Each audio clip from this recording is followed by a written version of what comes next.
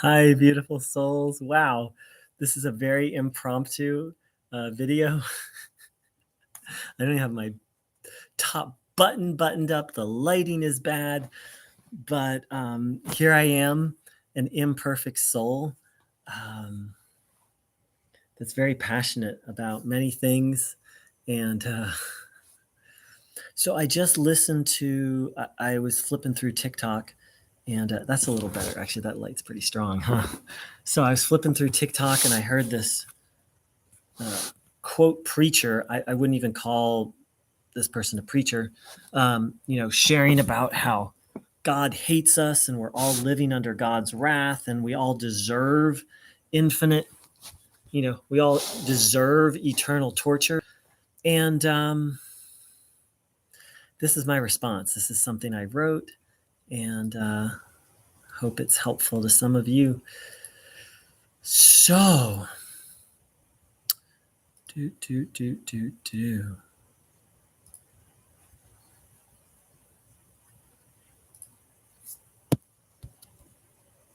Let's say I did infinite crimes. Then from that point of view, I would deserve infinite punishment. And if God is not forgiving, then maybe eternal torture would be my fate. But that's a lot of ifs. The main ones being it's possible for a person to do infinite crimes and that God is not forgiving. The whole modern Christian idea, modern in as 600 AD onwards, is based on some very silly premises, if you're willing to look at them. Again, it is possible for a person to do infinite evil. No one actually really says this, but they kind of infer it, as this quote preacher did. Something less than infinite evil deserves infinite punishment. Well, if none of us has done infinite evil, then we don't really deserve. Let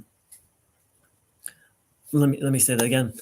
No one really believes we've done infinite evil. So we've obviously done less than infinite evil, but some way, somehow, there's the belief that less than infinite evil deserves, less than infinite crime deserves infinite punishment. And that the infinite crime we have all committed was not even done by us, but by Adam. The second is what drives Christians crazy. They know in their hearts, in their conscience, that it is not true, that less than infinite crime doesn't deserve infinite punishment. But they are forced to believe what they know is impossible, illogical, cruel, and untrue. They have been forced to believe that eternal hell is warranted. How? Because they've been threatened. They've been told to question or doubt puts them in danger of eternal damnation. The doctrine of eternal hell is nothing more and nothing less than a mental cult and a form of spiritual terrorism.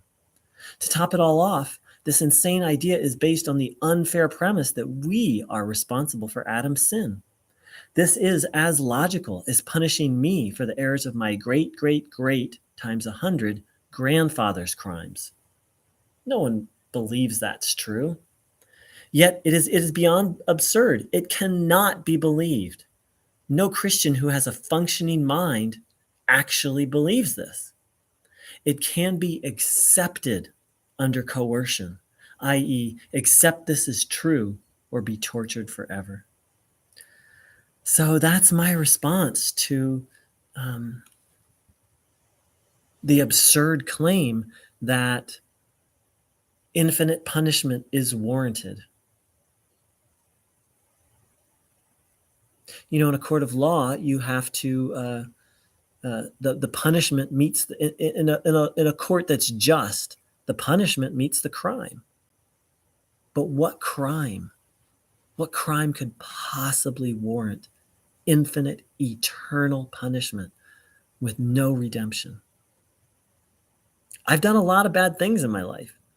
I mean, and I work the 12-step program. So part of that program is taking a moral inventory every day.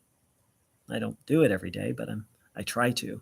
But also doing a moral inventory of my whole life, reflecting on everything that I've done that's been harmful. It was a big eye-opener. I've done a lot.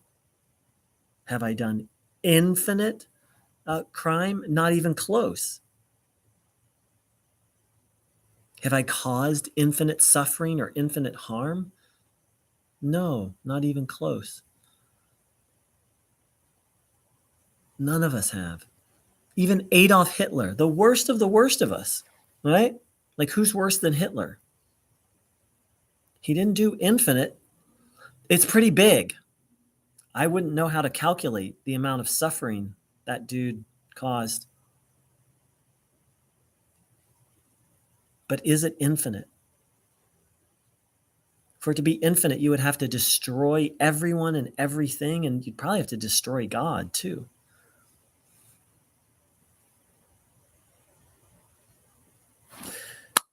Just a few thoughts. You know, part of this channel is me doing therapy. You know, when I am presented with insanity, and that's all eternal hell is it's insanity, the idea of eternal hell. This is part of how I process the insanity out of me. It's how I cope. So thank you so much for being part of my healing, and I'm very grateful to be a part of some of all of your healing. Take care.